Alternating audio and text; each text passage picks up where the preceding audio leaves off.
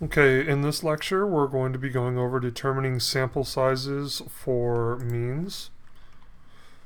Um, there are three factors that determine the sample size when we wish to estimate the mean. First of all, we need to know the margin of error that we want. If we're okay with having a larger margin of error, it's going to affect it. If we want a really small margin of error, it's going to affect it. The desired level of confidence, for example, if I want a 95% confidence, it's going to affect it as compared to a 90% confidence or a 99% confidence. Each level of confidence is going to result in a different z-score. The variation of the population or the standard deviation of the sample. The formula to determine the sample size for the mean for estimating a population mean is n, or the number of required samples, or the number of required observations, is equal to the z-score multiplied by the sample standard deviation divided by the desired mean, or sorry, the desired margin of error, and all of that squared.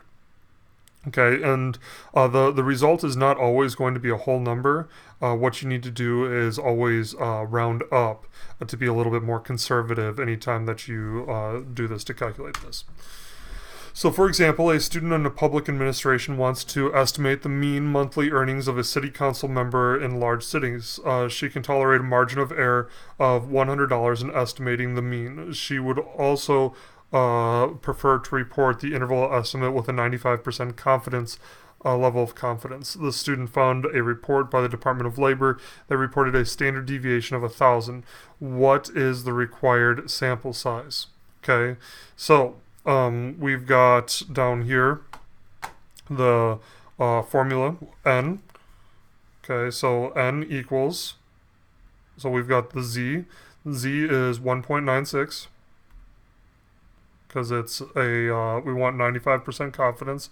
1.96 multiplied by the 1,000 is the standard deviation. And then we can stand a margin of error, you see down here, of 100.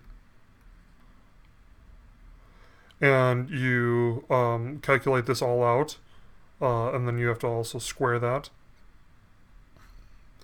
And that gives you 19.6 squared. So in order to get 19.6 squared equals 384. We need 384 people to get a margin of error of 100, or 384.16. But what we need to do is, because of that 16, we need to always round up. So what we're going to end up is with 385. Okay, so we need a sample size of 385 in order to have 95% confidence 95% confidence in the mean of monthly earnings of a city council member, knowing that the population standard deviation is 1,000. Okay. So determining the sample size for proportions. There are three factors that determine the sample size when we wish to estimate a proportion. Once again, the margin of error is really important. The desired level of confidence. The value of pi, or the proportion. And then the formula to determine is n equals p or pi multiplied by 1 minus p multiplied by the z-score divided by the margin of error squared. Okay, so let's take a look at an example of that. And I'm going to, so we've got p multiplied by 1 minus p multiplied by z over e squared. Okay, so the student in the previous example also wanted to estimate the proportion of the cities that have private refuse collectors. In other words, trash collectors. The students want to estimate the population proportion with a margin of error of 0.1. So margin of error, 0.1. Okay. Or 0.10, and prefers a level of confidence of 90. Okay, so 0.9. And has no estimate for the population proportion. So this is a little bit of a problem.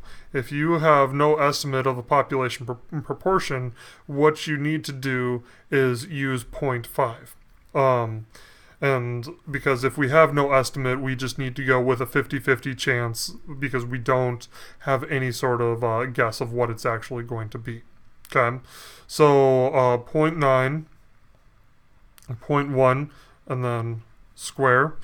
So we have 0.5 because we have no p. And then we also have 1 minus 0.5. And so if you factor all this out, you've got 0.5 multiplied by 0.5, which is 0.25, multiplied by 0.9 over 0.1. By the way, this is not 0.9. 0.9, we need to go to the z table. So let's pull up the z chart really quick. Let's see here.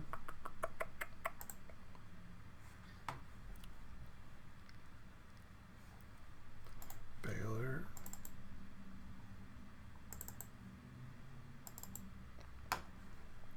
Sorry about that. So we're not using 0.9. What we're finding is 0.45. So 0.45. And so you have 1.65. You see 1.6 and then 0.05. So or they have it a little bit more precise, 1.645. But you'd be okay with 1.65 is what I would actually use. Okay, so 1.65 or 1.645. So let me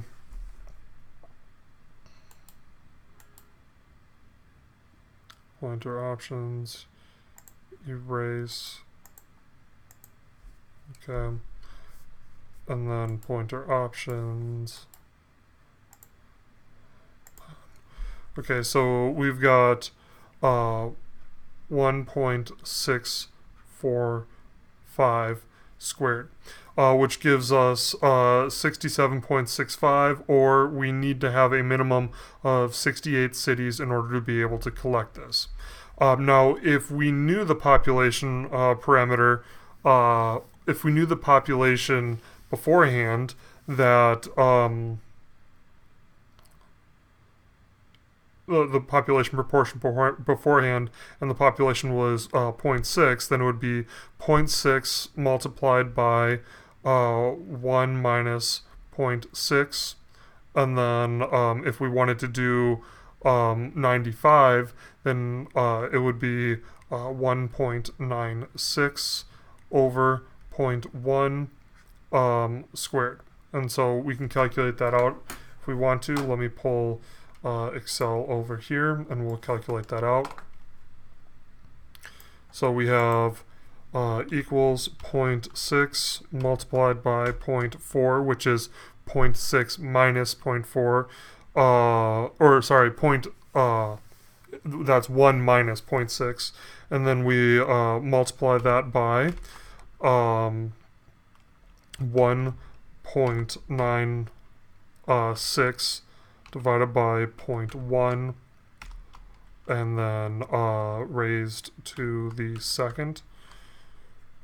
And we're gonna put this in parentheses, which gives us, if we wanted to have 95% confidence, and we already had a population parameter or population proportion of 0.6, then we would need 93 cities in order to be able to get that 95% confidence interval. Okay? So that's how you do the sample size for the proportion. Make sure that you know how to utilize that formula. Also, really make sure that you know when to use the proportion and when to use the sample size for estimating the population mean.